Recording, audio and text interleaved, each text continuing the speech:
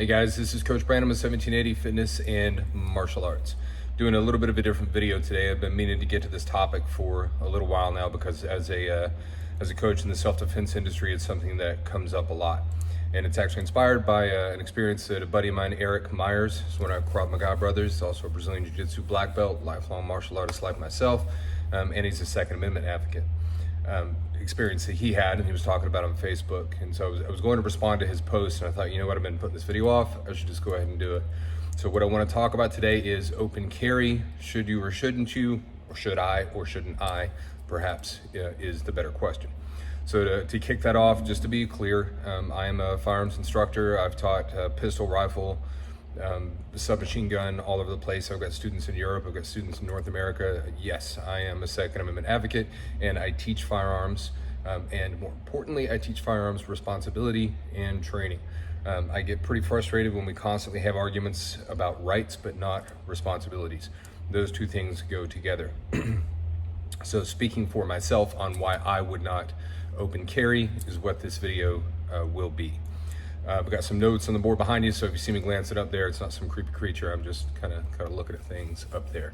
So first, I'm going to kind of give you my reasons behind why I wouldn't open carry, and then I'm going to give you my opinion on maybe some things you should do if you decide to open carry.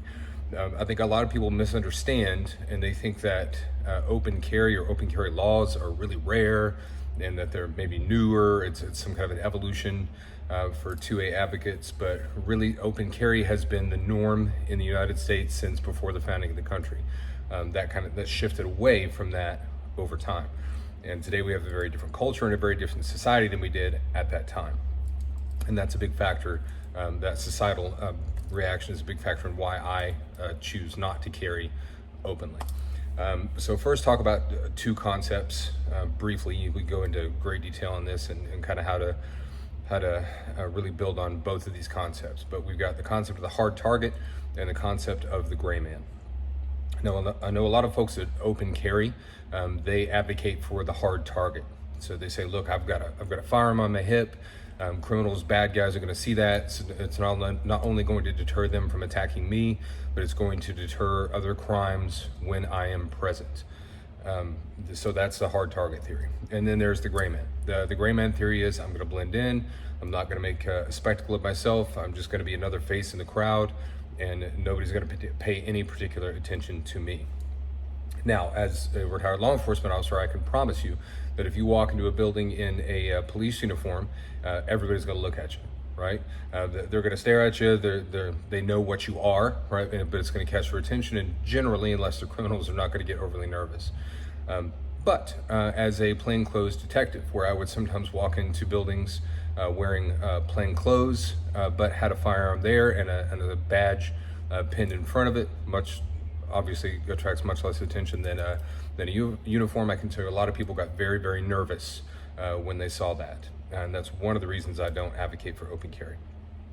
But we'll talk kind of tactics and my thoughts on that. So one of the big reasons I don't advocate, or I don't open carry, is because it informs criminals. I saw a picture going around social media, and a lot of my 2A friends said, yeah, this is awesome, this guy's great. Oh my gosh, this guy had, I think it was 3 or 4 firearms of different types stashed around his belt. He looked like a big old boy wearing a cowboy hat, and he's walking out of some kind of a retail place like a Walmart or a Target. Couldn't really tell where it was, but the point is he had all these guns strapped around his belt. To me, that puts him at a tactical disadvantage. I don't want to be at a tactical disadvantage. So if I were a criminal looking to start something and I saw him there, or if I were a criminal who possessed a gun or a baseball bat and I wanted some guns, I know where to get them, right? I'm gonna go behind that guy, put a bullet in him, brain him with a baseball bat. I got a whole bunch of firearms at my disposal right there.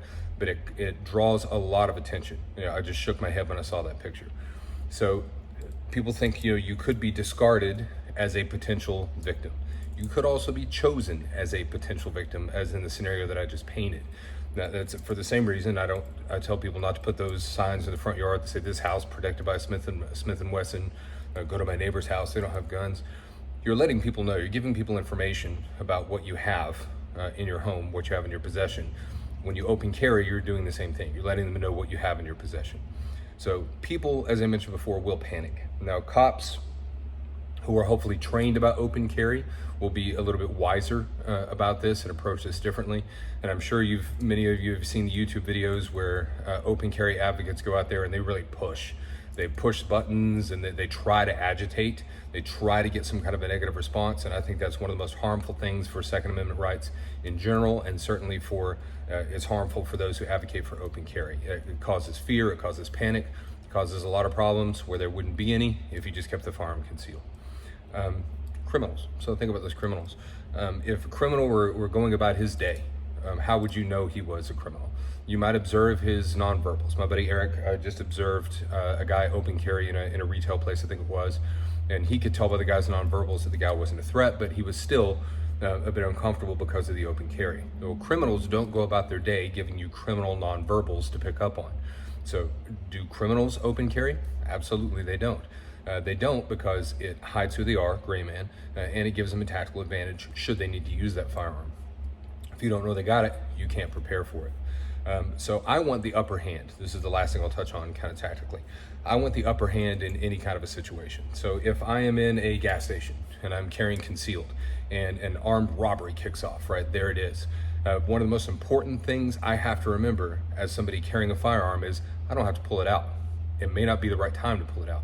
It may not be the right tactic to pull it out. And I would say in most circumstances, it probably isn't the right tactic to pull it out. But if I did need to, let's say that became a hostage situation, or it became clear that the robber was intent not just upon theft, but upon actually harming the people in the store, using lethal force against them, and it became a scenario where I felt in my own defense and the defense of others, I needed to deploy my firearm.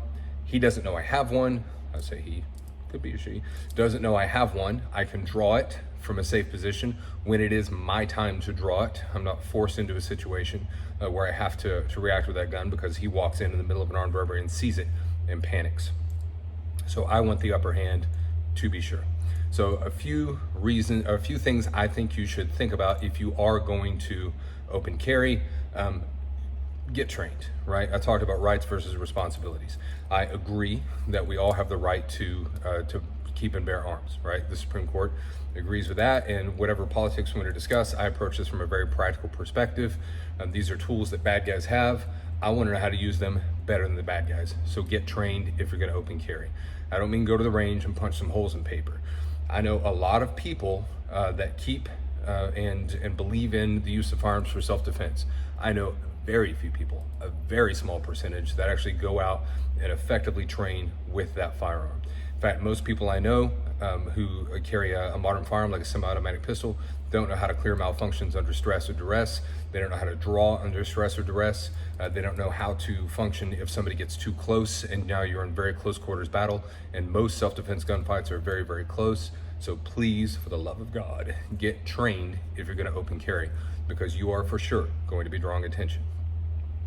On that second point, most people that I have seen out and about open carry, whether it's personally or whether it's in videos, are carrying the wrong holster. They don't have the right holster. They've got probably the cheapest holster they could find, or a nice looking decorative holster the gun just drops into. Maybe it has a strap, maybe not.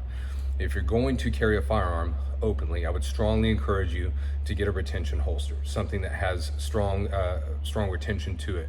Plenty of brands out there. I'm not going to recommend one in this video, but there are plenty out there for you to look at.